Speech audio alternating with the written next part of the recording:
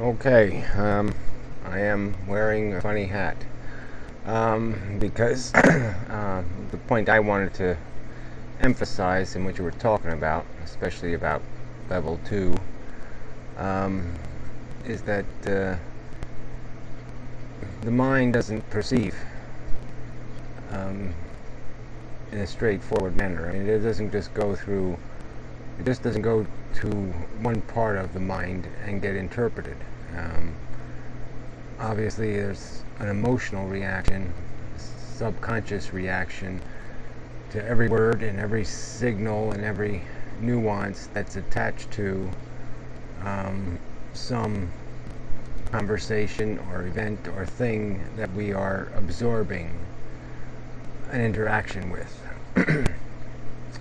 And then there's how we consciously perceive it. And so, through words, or how we consciously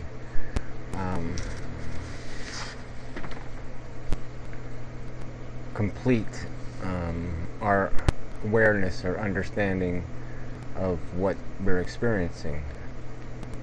And it's the distinctions are probably subtle, but I don't really think you can combine emotion and logic. There really needs to be a distinction, a level 2A and a level 2B, because the two ways the brain absorbs and remembers and retains and is affected are really too different to be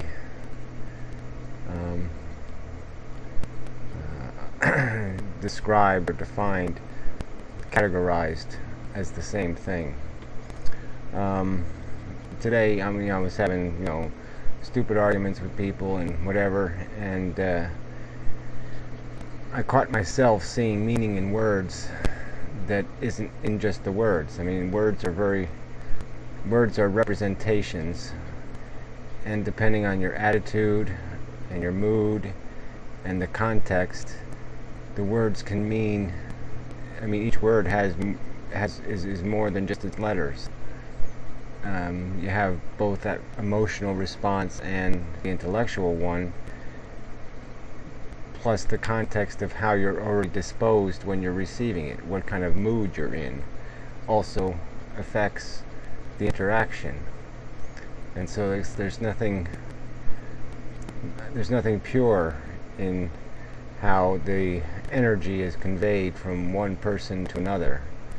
It's first converted into words, at least through direct communication, and then those words are reinterpreted by the receiving party, and they can be interpreted completely differently than the intent behind how they were sent, and creating misunderstanding, creating all kinds of things. But it's just such an ineffective way to sometimes communicate ideas, because imprecise phrasing changes everything, or a hat changes how what I'm saying might affect you, because you might subconsciously or emotionally react to the hat, and that will distort and change how you receive the information. And I don't know how this fits in exactly with what you're talking about, because I don't fully understand the blueprint, because ultimately it all comes down to what does it mean. And for me, meaning is, there was some words you used that are kind of key words, is that we have our identity, we have our thought, and we have our interaction, and through all of that we end up with meaning. And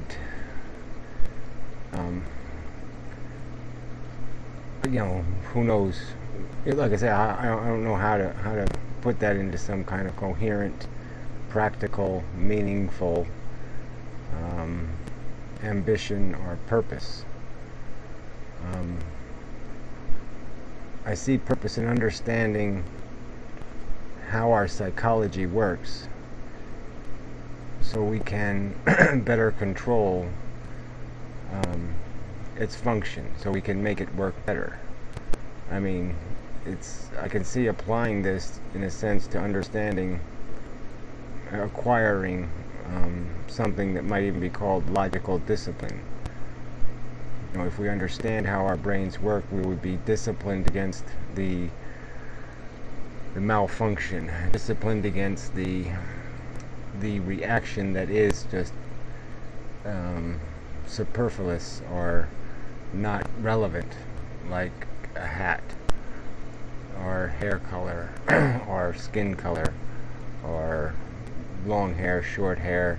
I mean, today, you know, having an argument over someone who sees these things as relevant.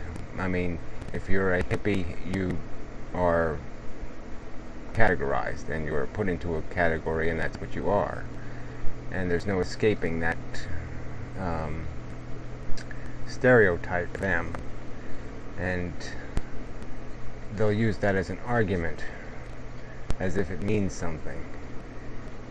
And it's, you know, how can you have you know, any kind of logical conversation if people are going to apply a context that's so littered and cluttered with irrelevancy that the message is so distorted and so lost that it could never be received in any kind of, there's no way to communicate, because the translation is so bad from one mind to another that everything of value is lost. And in the context of you know, the first level, you know, the social mind, you know, I think this is very relevant, because, you know, to have a social mind, parts of the mind have to be able to communicate, and if they can't do that effectively, you know, then there's not going to be anything. There's no growth, there's no expansion, there's nothing to build on. You're just constantly it's like sandpaper against sandpaper. I mean, it's just all abrasion and nothing productive to come from it. Because we're not refining anything, we're just reacting to everything, we're just picking at everything. So anyway, that's sort of where I ended up today. And so it's just interesting that, you know, there's just so much context to all of this. I mean, if you made your video on a different day and I reacted, my reaction would be completely different tomorrow than it is today. And it's just, you know, these are the vagaries that you know, that's the context that we're dealing with, is that there's so much that is, there's just so much distortion in the system, so many causes and effects, so much noise, that unfortunately maybe the real meaningful part of the whole experience is lost. It's almost like there wouldn't be much practical purpose in having eyesight if you saw, you know, if there was too much noise or if everything was filtered so much that you couldn't resolve anything, you couldn't really see it, everything was just fog. You know, because you might end up just reacting to shadows and ghosts and things that aren't there, and so in a way it would be counterproductive, even though it was some eyesight, even though there was some vision.